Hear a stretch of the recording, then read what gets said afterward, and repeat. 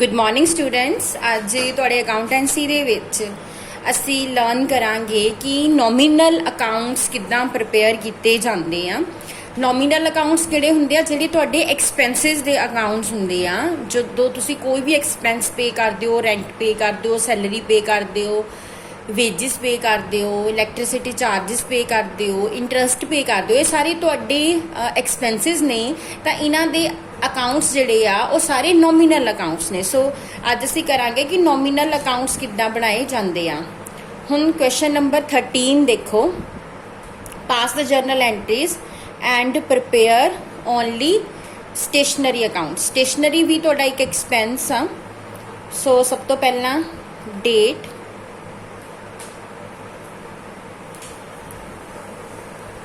particulars,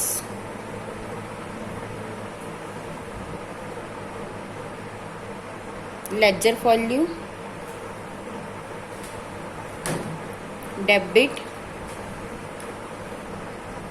credit, 2018 February 1। Opening balance of stationery, जो opening balance of stationery है, तो कोई जर्नल एंट्री नहीं पास करनी असी। Next February 9 purchase stationery for cash. Stationery account debit to cash account 18,500। Next है February 19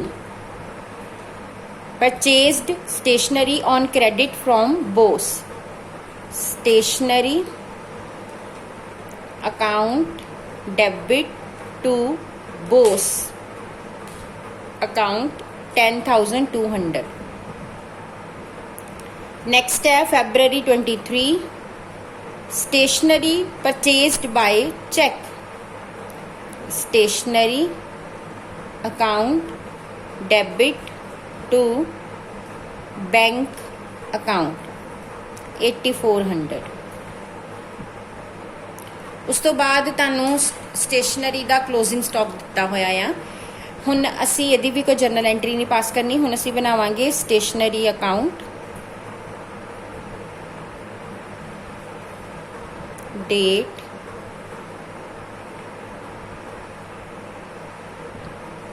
particulars, journal value, amount, date,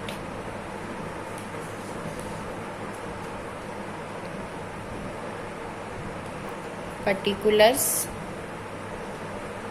journal value, amount. हुण सब तो पहला तो February 1 नूं ओपनिंग बैलेंस सीगा, उहदे लई तुसीं लिखना to balance brought down 3000। Next February 9 stationery debit हो रही है टू कैश। सो स्टेशनरी दी डेबिट साइड ते टू कैश अकाउंट 18,500। उस तो बाद next February 19 stationery account debit to Bose. Stationery debit हो रही है, उहदी डेबिट साइड ते टू बोस अकाउंट 10,200। नेक्स्ट आ stationery account debit to bank February 23। So stationery दी डेबिट साइड ते टू बैंक अकाउंट 8400। सो ये सारियां विच स्टेशनरी डेबिट हुई सी, सारे डेबिट साइड ते आ गए। एट द एंड February 28 नूं लिखिया होया आ स्टॉक ऑफ स्टेशनरी। ये तुहाडा जिहड़ा स्टॉक ऑफ स्टेशनरी है ना, ये क्लोजिंग स्टॉक आ, और ये तुहाडा हैगा by balance carry down 5100। Students हुण तक आपां ये बैलेंस कैलकुलेट करते हुंदे सी क्वेश्चनस दे विच, ते अज सानू ये बैलेंस दिता होया आ। सो असी हुण ये पोस्ट कर लिया आ। हुण असी दोनों साइड्स का फर्क देखांगे कितना है।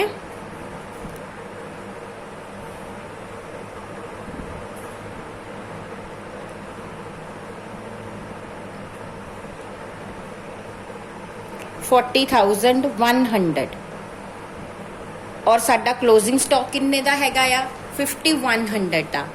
सो हुण इधरली साइड कितना फर्क आ, इनू असीं उपर लिखांगे 35,000 ਦਾ ਡਿਫਰੈਂਸ ਆ। ਇਹ ਜਿਹੜਾ ਤੁਹਾਡਾ ਡਿਫਰੈਂਸ ਹੈ ਨਾ, ਇਹ ਤੁਹਾਡੀ ਸਟੇਸ਼ਨਰੀ ਕੰਜ਼ਿਊਮਡ ਆ। ਕੰਜ਼ਿਊਮਡ ਮੀਨਸ ਤੁਸੀਂ ਪੂਰੇ ਮਹੀਨੇ ਦੇ ਵਿੱਚ ਇੰਨੀ ਸਟੇਸ਼ਨਰੀ ਯੂਜ਼ ਕੀਤੀ ਆ। ਦੇਖੋ ਓਪਨਿੰਗ ਸਟਾਰਟਿੰਗ 'ਚ ਸਾਡੇ ਕੋਲ 3000 ਦੀ ਸਟੇਸ਼ਨਰੀ ਸੀ, ਉਸ ਤੋਂ ਬਾਅਦ ਅਸੀਂ 18,500 ਦੀ ਖਰੀਦੀ, ਫਿਰ 10,200 ਦੀ ਖਰੀਦੀ, ਫਿਰ 8,400 ਦੀ ਖਰੀਦੀ। ਸੋ ਇਹ ਸਾਰੀਆਂ ਆਈਆਂ ਆ ਸਟੇਸ਼ਨਰੀ, ਔਰ ਐਟ ਦਾ ਐਂਡ ਸਾਡੇ ਕੋਲ 5100 ਦੀ ਬਚੀ ਹੋਈ ਆ। ਇਹਦਾ ਮਤਲਬ ਬਾਕੀ ਦੀ ਕਿੱਥੇ ਗਈ? ਬਾਕੀ ਦੀ ਜਿਹੜੀ ਹੈ 35,000 ਦੀ, ਉਹ ਸਟੇਸ਼ਨਰੀ ਯੂਜ਼ਡ ਕਰ ਲਈ ਗਈ ਆ, ਔਰ ਇਹਨੂੰ ਅਸੀਂ ਟ੍ਰਾਂਸਫਰ ਕਰ ਦੇਣਾ by profit and loss account ਨੂੰ। ਔਰ ਇਹ ਕੀ ਆ? ਸਟੇਸ਼ਨਰੀ ਕੰਜ਼ਿਊਮਡ ਜਾਂ ਸਟੇਸ਼ਨਰੀ ਯੂਜ਼ਡ। ਸੋ ਇਸ ਤਰ੍ਹਾਂ ਨਾਲ ਇਹ ਅਕਾਊਂਟ ਜਿਹੜਾ ਆ ਬਣਾਉਣਾ ਆ, ਔਰ ਇਹ ਐਂਟਰੀ ਵੀ ਤੁਸੀਂ ਮਹੀਨੇ ਦੇ ਐਂਡ ਵਿੱਚ ਫੈਬਰਰੀ 28 ਨੂੰ ਹੀ ਪਾਸ ਕਰਨੀ ਹੈ। ਨੈਕਸਟ ਹੁਣ ਅਸੀਂ ਦੇਖਾਂਗੇ how to prepare a proprietor's capital account. ਅਸੀਂ ਕੈਪੀਟਲ ਦੀਆਂ ਬਹੁਤ ਸਾਰੀਆਂ ਜਰਨਲ ਐਂਟਰੀਜ਼ ਪਾਸ ਕੀਤੀਆਂ, ਹੁਣ ਅਸੀਂ ਉਹਦਾ ਅਕਾਊਂਟ ਕਿੱਦਾਂ ਬਣਾਉਣਾ ਹੈ। ਕੁਐਸਚਨ ਨੰਬਰ 14 ਦੇਖੋ, from the following particulars prepare the proprietors capital account। Direct ਅਸੀਂ कैपिटल अकाउंट ਬਣਾਵਾਂਗੇ बिना कोई जर्नल एंट्री पास ਕੀਤੇ।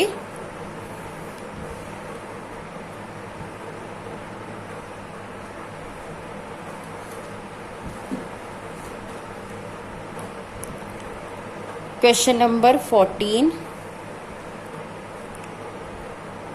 Capital account, date,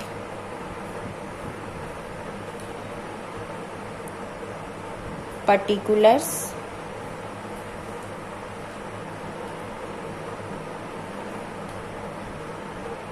journal volume, amount. उस तो बाद फिर date,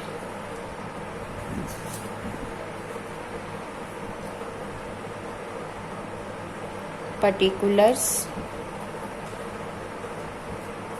journal volume and amount।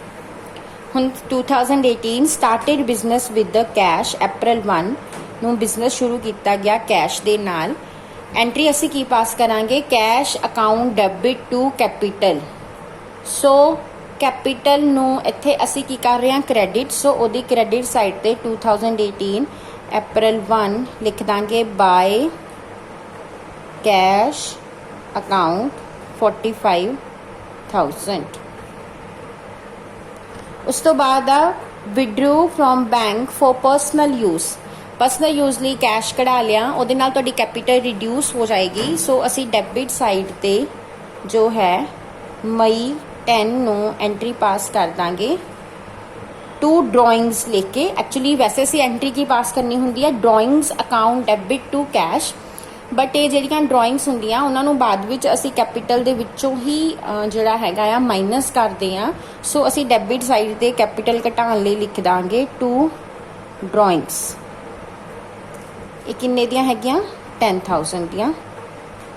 ਉਸ ਤੋਂ ਬਾਅਦ ਜੁਲਾਈ 15 ਫਰਦਰ ਕੈਪੀਟਲ ਇੰਟਰੋਡਿਊਸ, ਦੁਬਾਰਾ ਹੋਰ ਕੈਪੀਟਲ ਇੰਟਰੋਡਿਊਸ ਕੀਤੀ ਗਈ ਆ by cash account 55,000। Next goods withdraw कीतियां गई फॉर परसनल यूज ਲਈ। अगेन ड्राइंग हैगी आ अगस्त 20 ਨੂੰ to drawings account 4,000। Life insurance premium paid, ये भी ਤੁਹਾਡੀ ड्राइंग आ सितंबर 21 टू ड्राइंग्स अकाउंट 5,000।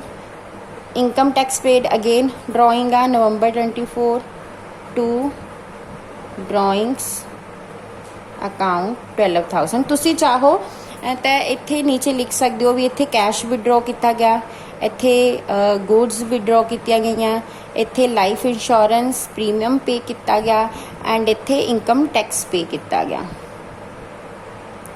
उस तो बाद प्रॉफिट फॉर द ईयर ये सी क्रेडिट साइड ते पावांगे मार्च 31 ਨੂੰ by profit and loss account 36,000। ਹੁਣ ਅਸੀਂ ਇਹਦੀ ਬੈਲੈਂਸਿੰਗ ਕਰਦੇ ਹਾਂ।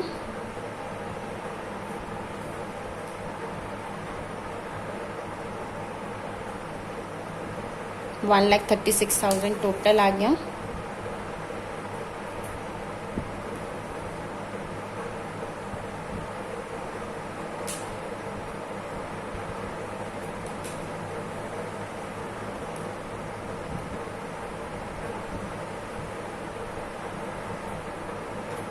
$1,05,000 ਦਾ to balance carry down March 31।